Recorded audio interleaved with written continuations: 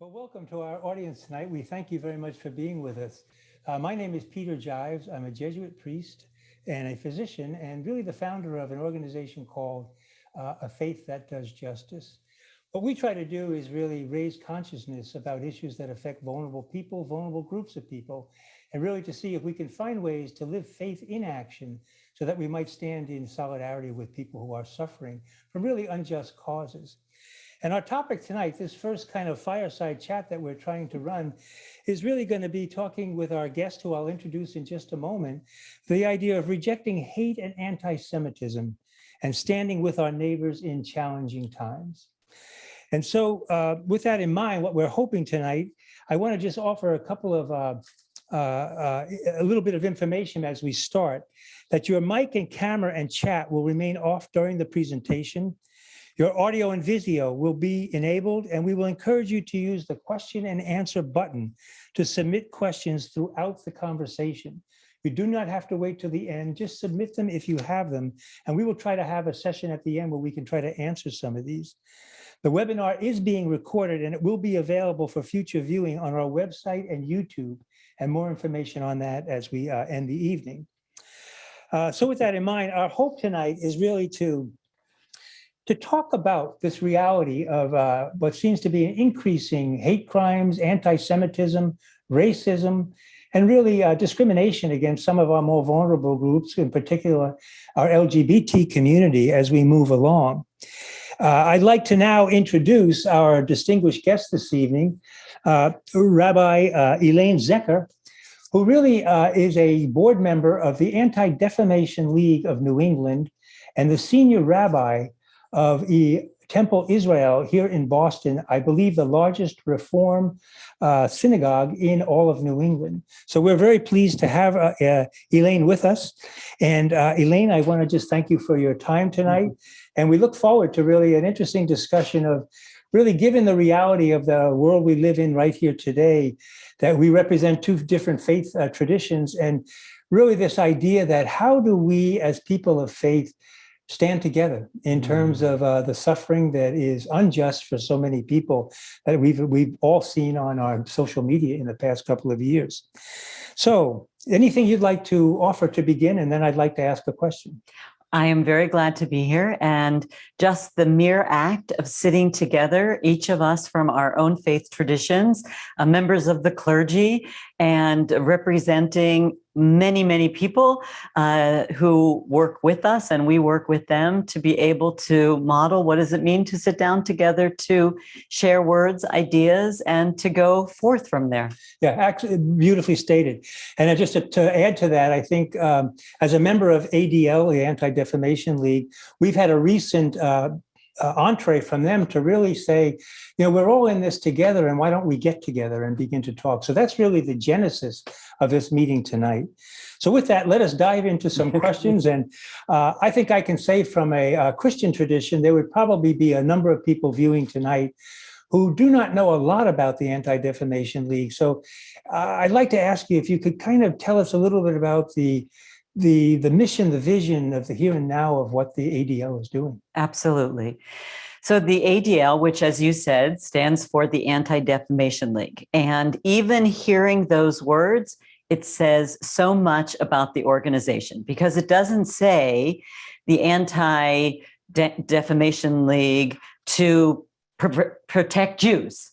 It is a very broad three-word description of the work that the Anti-Defamation League has been doing since its beginning in 1913.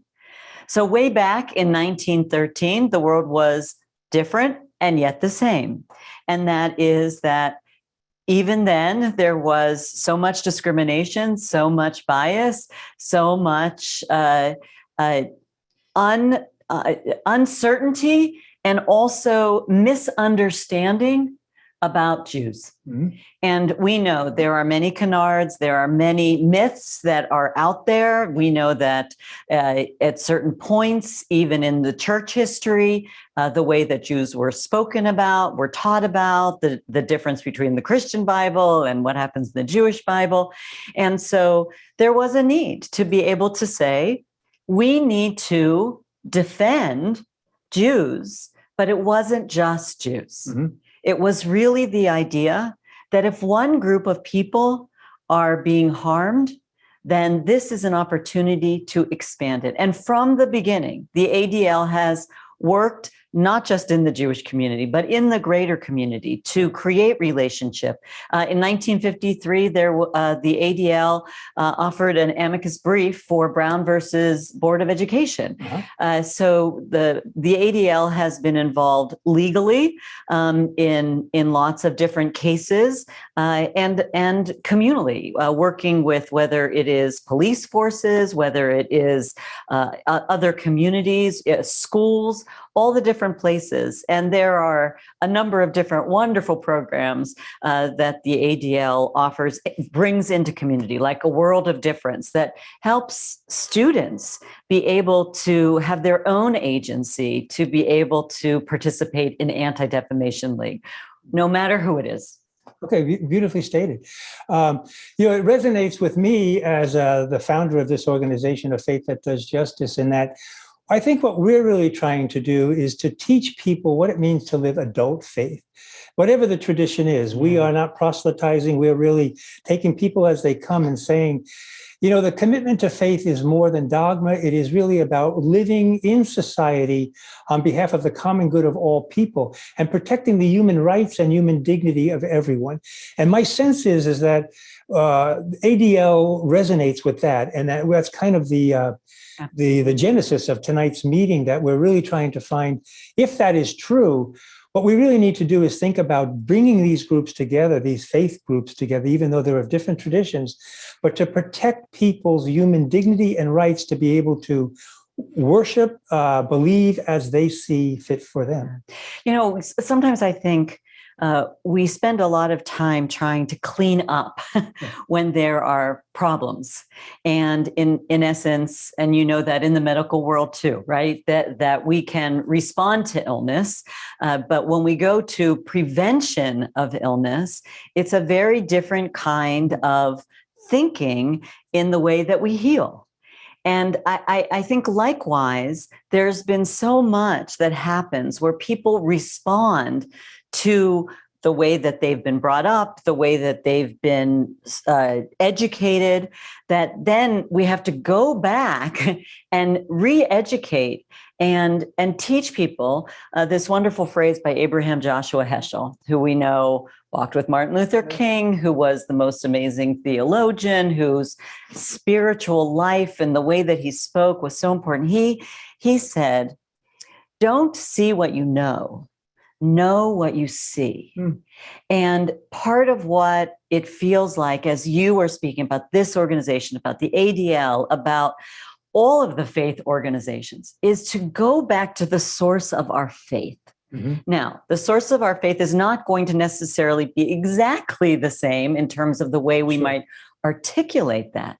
But when we go to the sixth day of creation and we read in the Bible, in the Torah, in the book of Genesis, that when God made the human being, B'Tselem Elohim, in the image of the divine, what makes someone who looks different than me, you or me? What makes someone who lives in a different economic status? What makes someone who chooses their life in certain ways, or whether they their partner is one or not, or the other, or whichever way? What makes them be different from B'Tselem Elohim, in the image of God?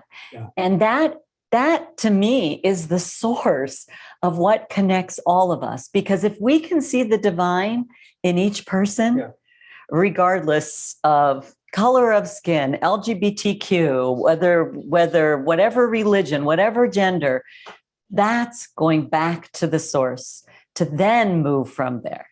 Very nice. That leads me into the next question. I think you talked about it's not just anti-Semitism. People are being targeted for various reasons: color of skin, religion, sexual identification. And sadly, I think we are seeing in the past couple of years an uptick, that there's been an increase in this. Yeah. And so, what comes to my mind, I think most people here can remember in the past several months, the anti-Semitism that occurred in Colleyville, Florida, where we had, by the grace of God, a rabbi had the quick thinking to move Texas. people. In Texas, yes. I'm sorry, Texas, to move them out of the synagogue they were in and basically save their lives.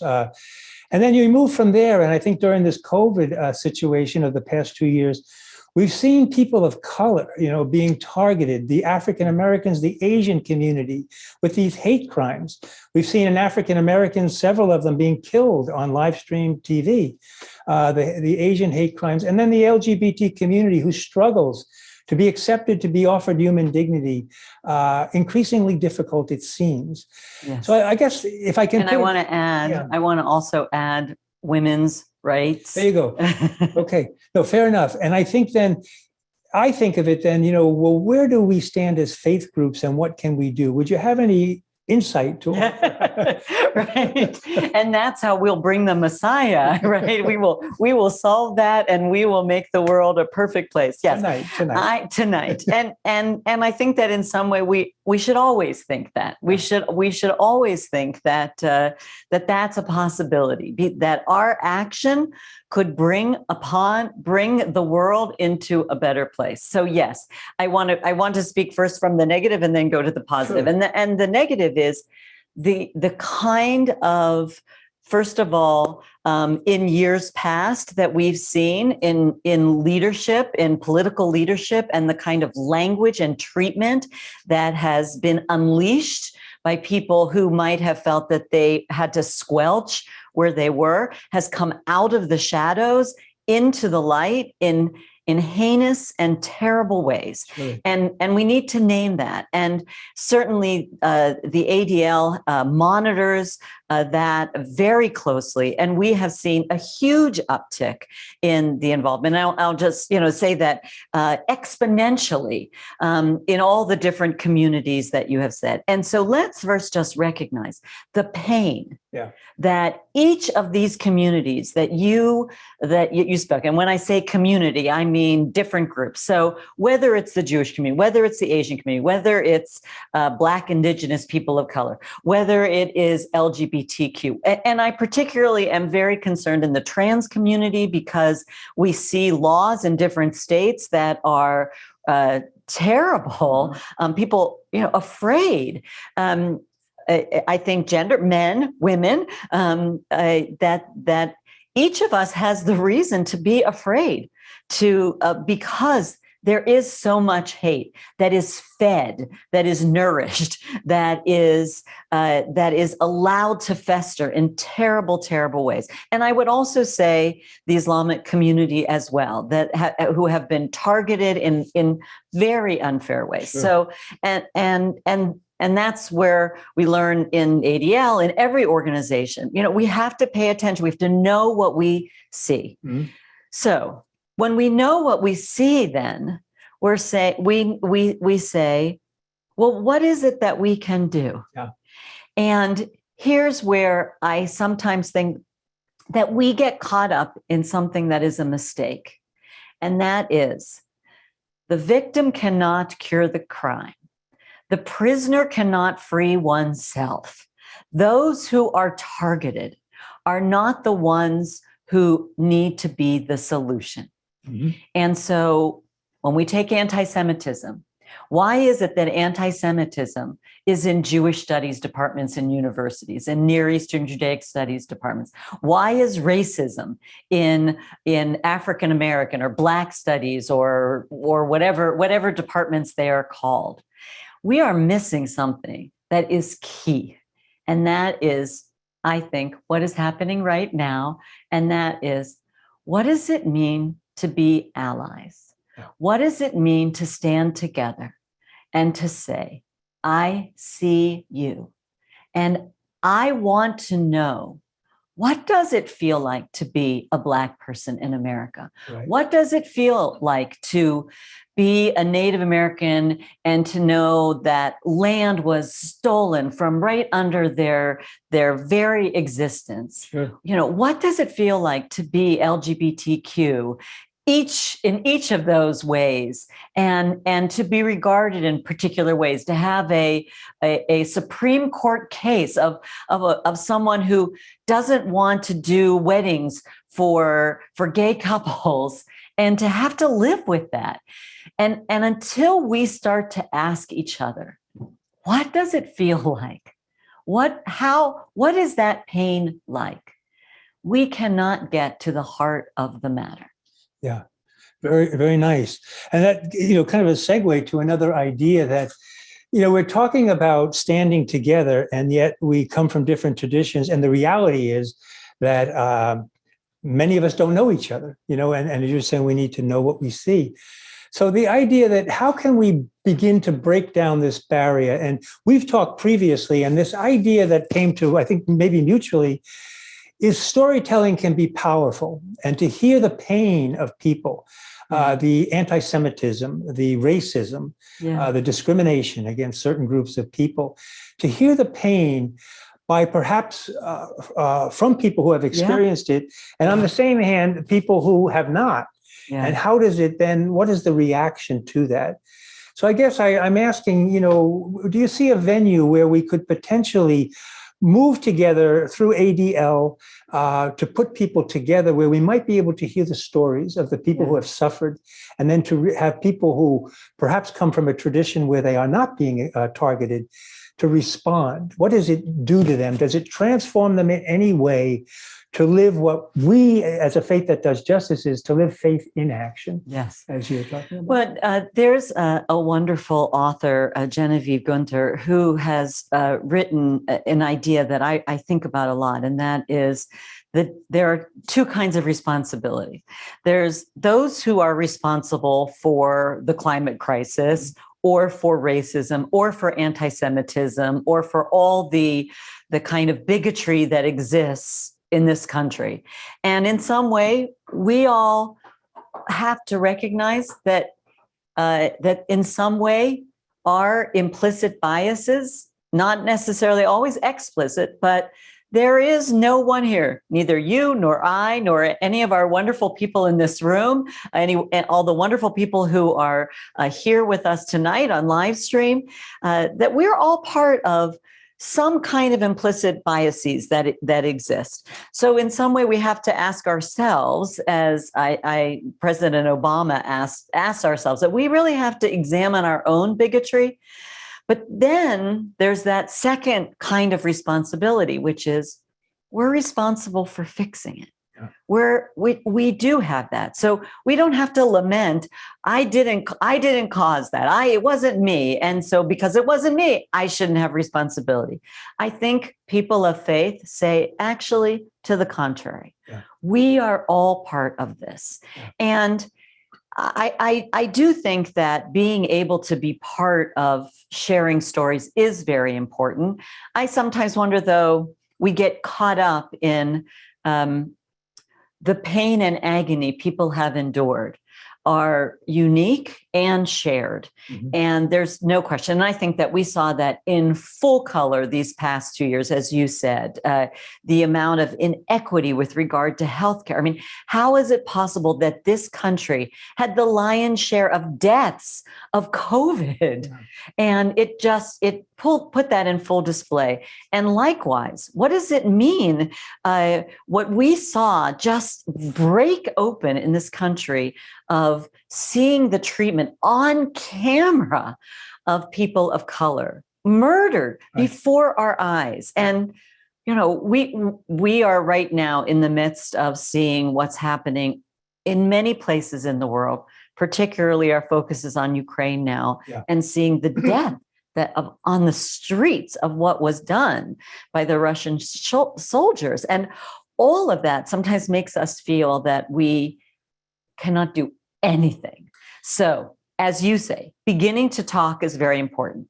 But to me, talking and sharing stories is not enough. Right. It needs to lead to action. Exactly. So how do we get to the action is the question that I think is very important. Okay. And that leads really to the idea of the political ramifications of this.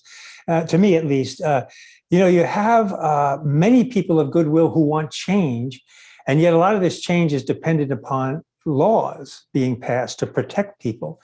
And there are lobby groups working for and against some of this. Yes. So the average person, any insight as to what do we do? Do we write to our political officials, and what's the hope there? And what do we do in our church or synagogue groups in terms of, can we respond in some way, individually or collectively? Yes.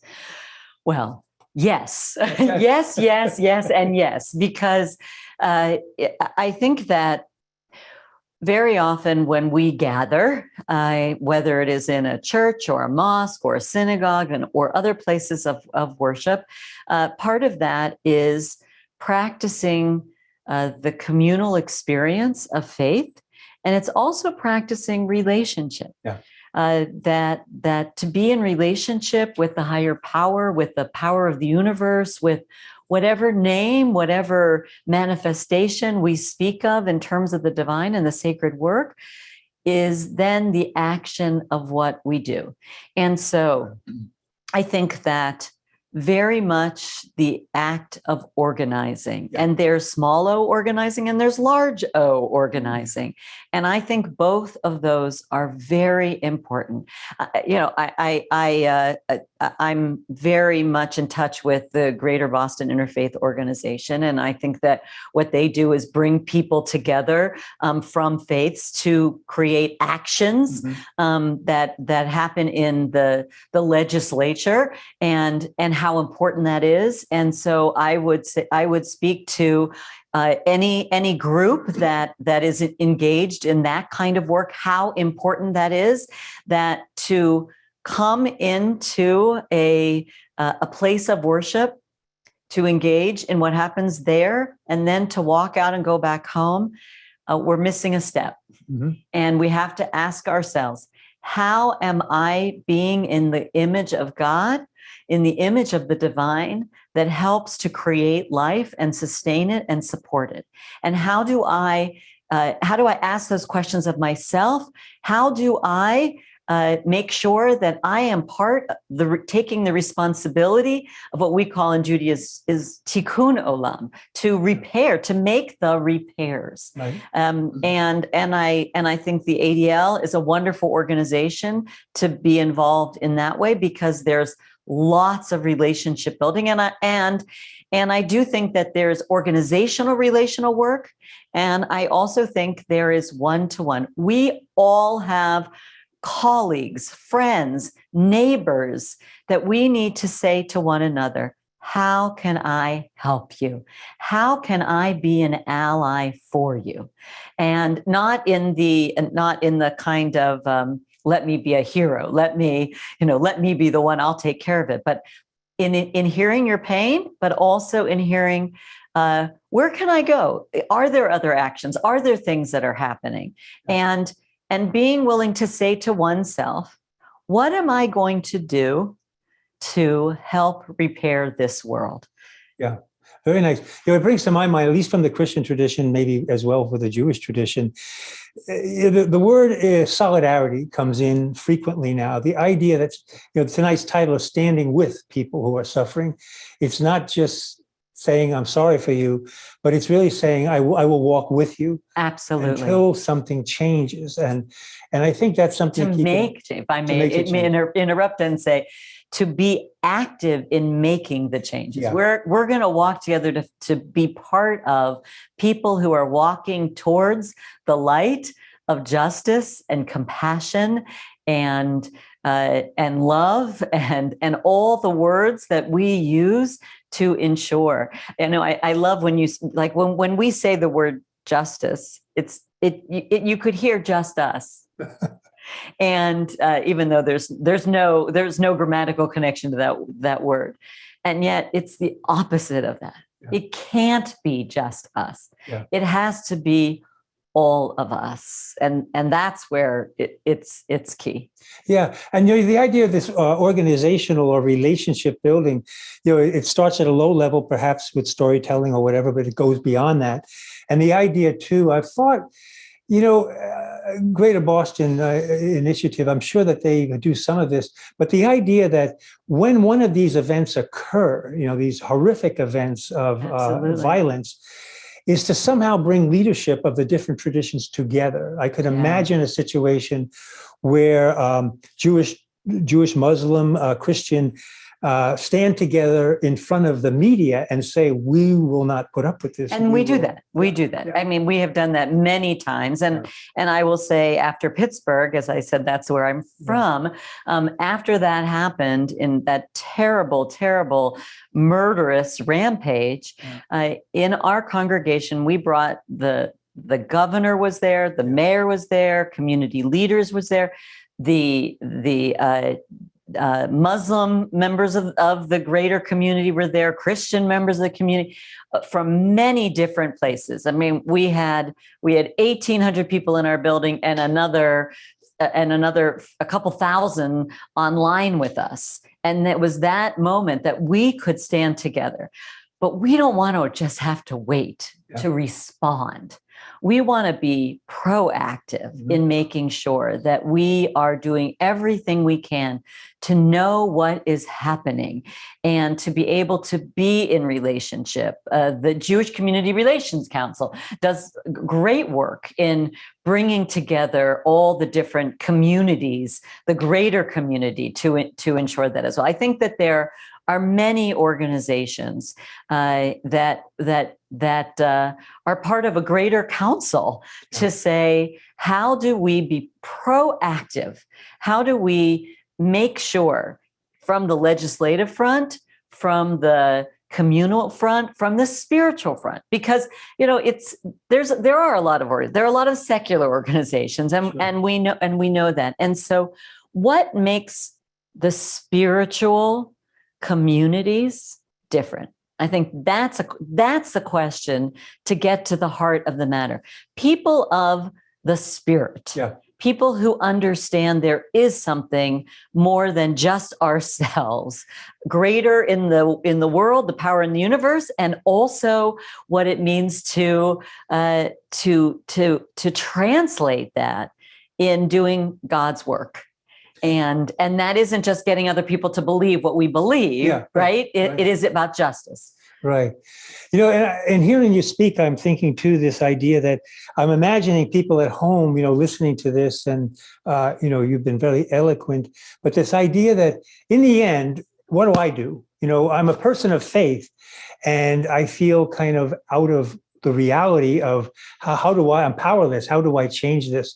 So it is relationship building in the end, but would you have anything to offer in terms of people coming out of a religious tradition, faith perspective of saying, I need to do something, and is there a first step? Yeah.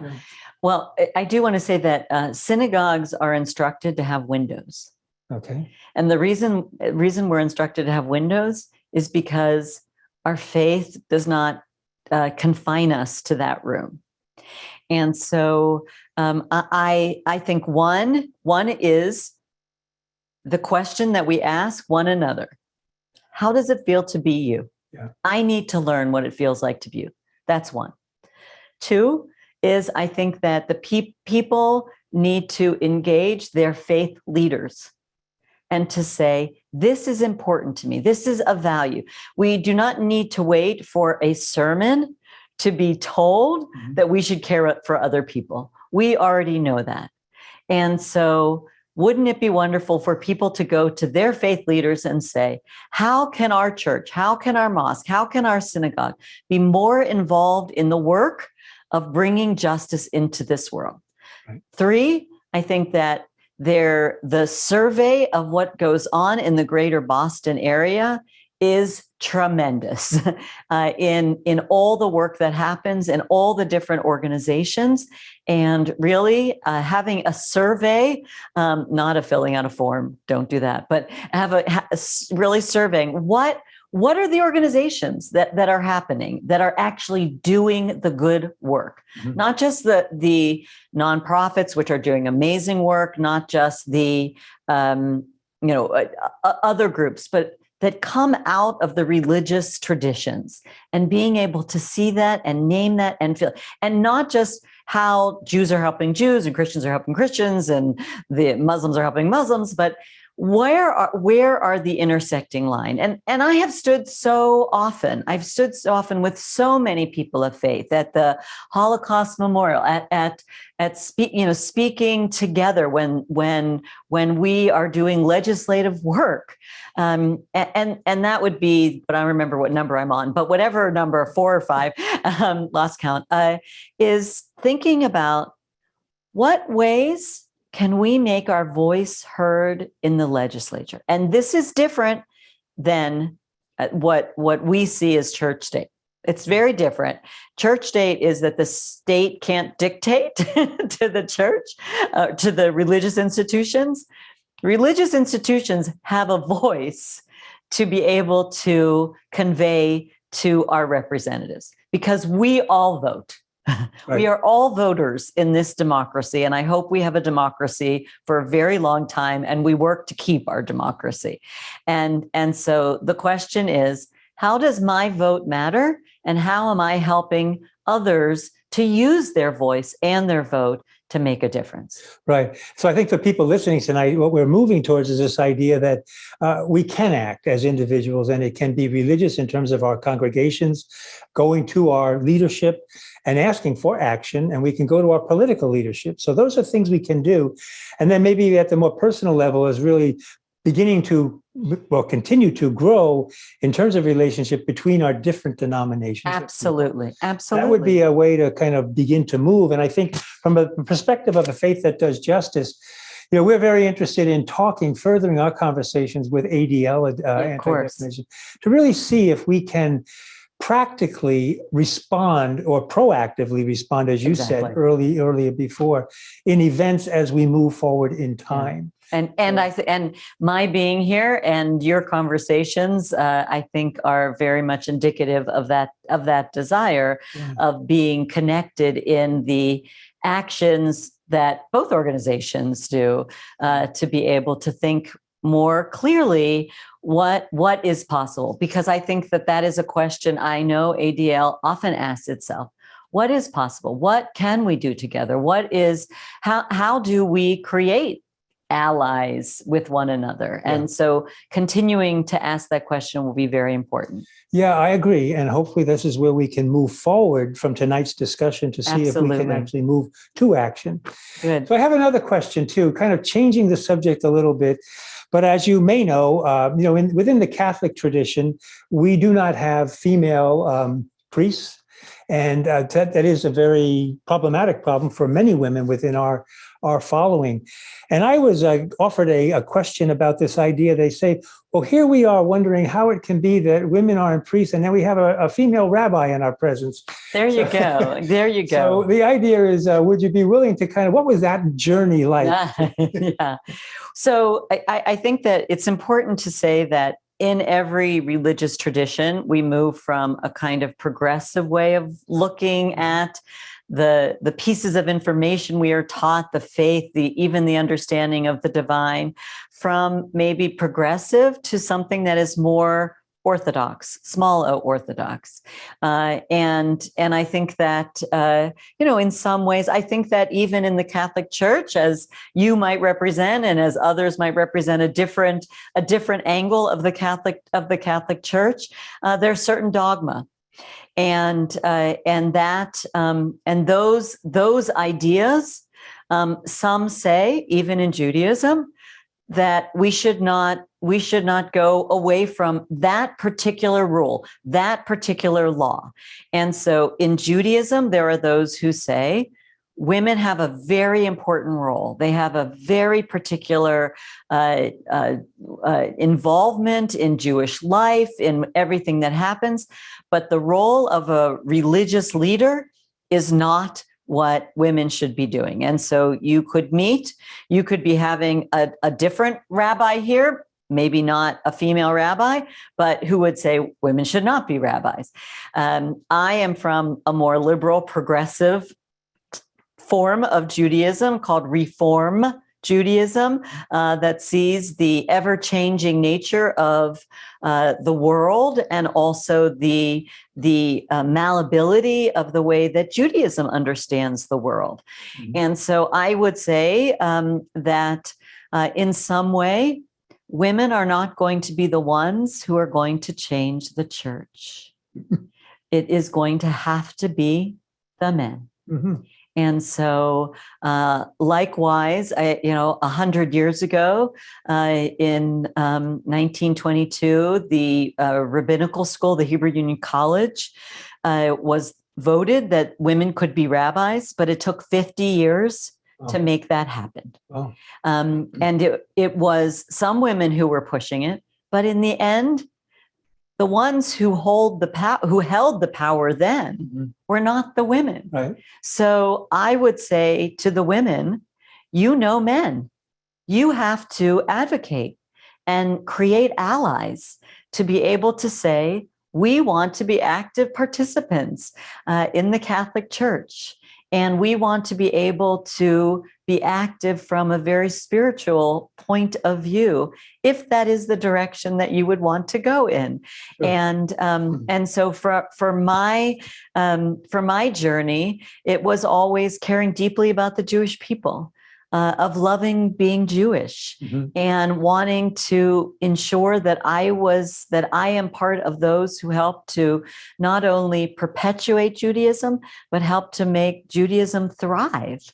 And by my example, by my life, by the way that I live and teach and work, so that I can be an inspiration, not just to young girls, but to anybody. And I'll just tell this story. When I was a student, I was in Florida, in Jupiter, Florida, and I was the student rabbi.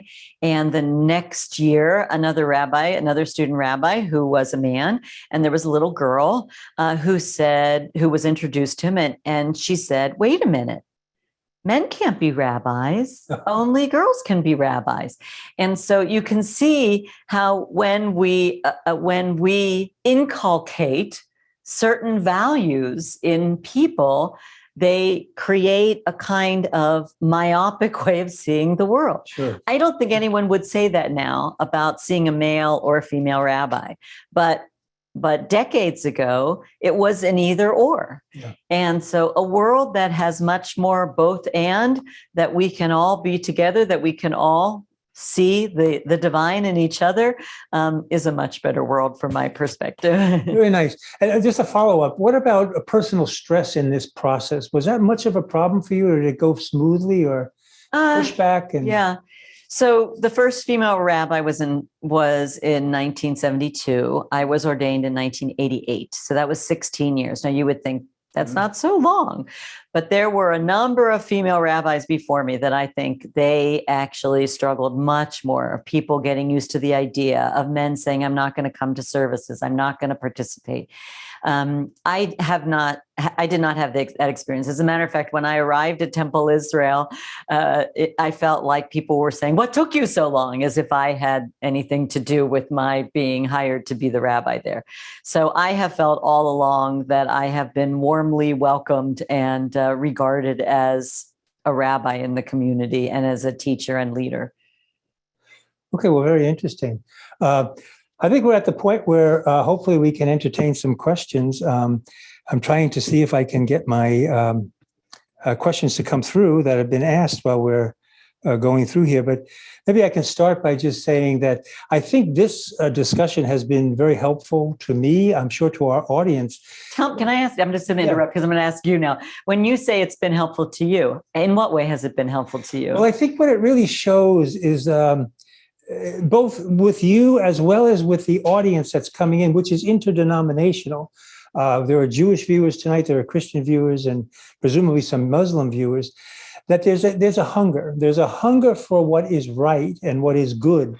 And even though the voices are tending to try and drown it out, I believe that these types of sessions where we talk can really move beyond that, to really help us to say, no, we need to stand together. We need to stand in union for what is, to put it in words of the divine, what the divine would want for humanity, and to have the courage to say, maybe we can't do it alone, but we can do it together and to move that way. There's a wonderful line in Deuteronomy: in God's ways you should walk. And the Talmud says, well, what does that mean? Because in Judaism, God doesn't walk. God's not a person. And what they say is, as God heals the sick, so do we heal the sick. As God frees the captive, so do we free the captive. As God keeps faith with those who sleep in the dust, so can we. And all the ways that we are not just made in the image of God, but we imitate the image of God and what God represents is so important in the work that is possible. Very nice. Yeah. Well, I'm having trouble getting my connection to. So we'll make up questions. We'll make up questions. We'll imagine what you are saying and what you are asking. No, I think that the idea too, maybe, is there any other, do you think that we've missed anything here that we can really talk about? The viewing audience, I think, is in the end going to say to themselves, well, this is all nice, but how do we act? And we've talked about some of that. And I think we have some things that we can begin to discuss with the ADL people. Yes. And hopefully come up with a way where we can concretely bring people together to be able to, to build relationship, maybe, to put it that way. Well, I think what you also said, that sometimes we get wrapped up in our faith, that it doesn't necessarily, it leads us deeper into our faith, which is very beautiful. But faith in action, the verbs that are in the Jewish Bible and the Christian Bible are active verbs. They are not passive verbs. And in fact, when in Judaism, in the 5 books, the middle book, Leviticus, and the middle verse, it is Leviticus chapter 19, verse 18, which is, love your neighbor as yourself. V'ahavta re'echa kamocha. And that is the core. Some people look at the Bible as linear. I don't look at it as linear. I look at it as circular. Mm-hmm. And if you start in that point, if that's the middle point of the way the world works, and we build around that, because that's in the holiness code, and what it says in the holiness code about don't stand by the blood of your neighbor, don't bear a grudge. All of those actions are not necessarily about just me or just us. And so those kind of actions of what are the active verbs? How do I chase down justice? And it certainly starts with, if we look at our other people, we're fixing technology, right? Or technology in action. When we look at other people and we say to ourselves, what am I doing to make a positive connection? What am I doing? And what are the organizations out there? And certainly, and what's the kind of relationship that can happen, I think is truly important. And not to get caught up in action. People think, what can I do? We've been hearing that with Ukraine, right? What can we do? We're sitting here, and there's so much suffering there, and there's so much suffering down the street. There's so much suffering less than a mile away from where we sit in Boston, Massachusetts. Sure, yeah. You mentioned Ukraine. Maybe that is a nice way to kind of just keep us ever present, the horror that is going on. And, the responsibility of all faith traditions to say, we just cannot accept what is happening. We can't be silent. Yeah. And that has been my concern all along, is too much silence. Yeah. And we know what silence did in many genocides that have occurred. And we know, particularly in Europe, that if someone who goes in unprovoked to take over land, to claim what does not belong to him and his country, and to say that we're not gonna be involved, is is to me something that is going to get us into more trouble than we can ever imagine. Yeah, I would agree. I think that this is potentially a bigger problem than it already is, and it is a catastrophe as we speak. It is a catastrophe. Yeah. And how about the Jewish tradition? They are very philanthropic and very good. I know my understanding, we're up to 4.5 million refugees in a month. And the United States, if I have it correctly, has offered to take 100,000. So it's very destabilizing to the world, but obviously something that we need as people of faith to step up to. That's exactly right. The Jewish tradition. Every church and every synagogue and every mosque should be asking whether or not, is it possible to take one of those refugees? Yeah. I mean, we did that with Afghanistan. We did that with Syria. I know that we did that in our community, that we helped settle a Syrian family, 5 years out now. They have a child in college, and it's an amazing story. And right now, many in many communities have responded with Afghan families, and being very much engaged. And that takes a lot of effort and work, and learning about the many layers of governmental work, whether someone is a refugee or a humanitarian parolee, as the Afghanistan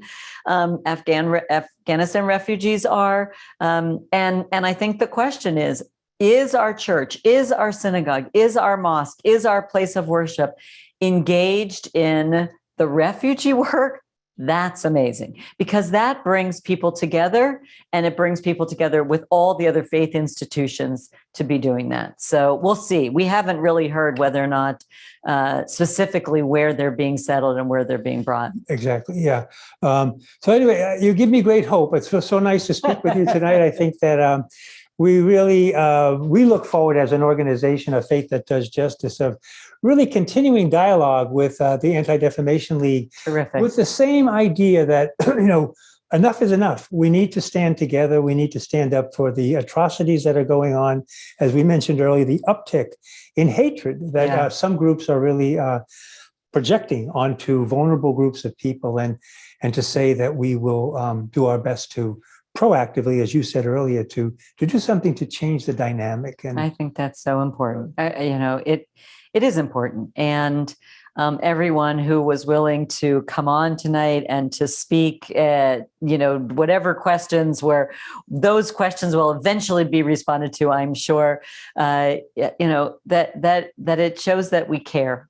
And that it matters. Yeah. And, my feeling too is tonight that for our viewing audience, this idea that we do hope to pursue this, and hopefully to have more conversations like this, with the idea that we can draw some of our different people from different denominations together, so that we can actually act together on behalf of the goodness of humanity for all God's people.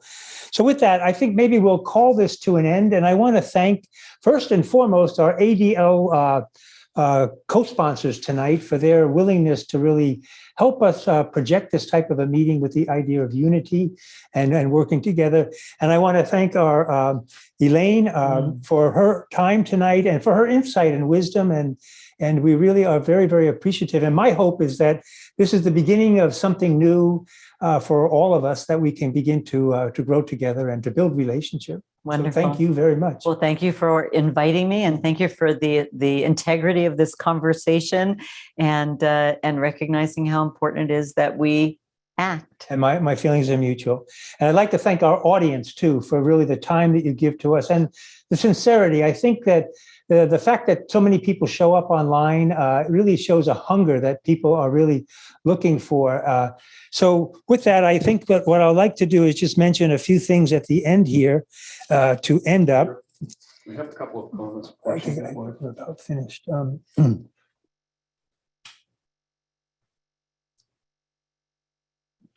Waiting for those questions. Okay, let me ask one here.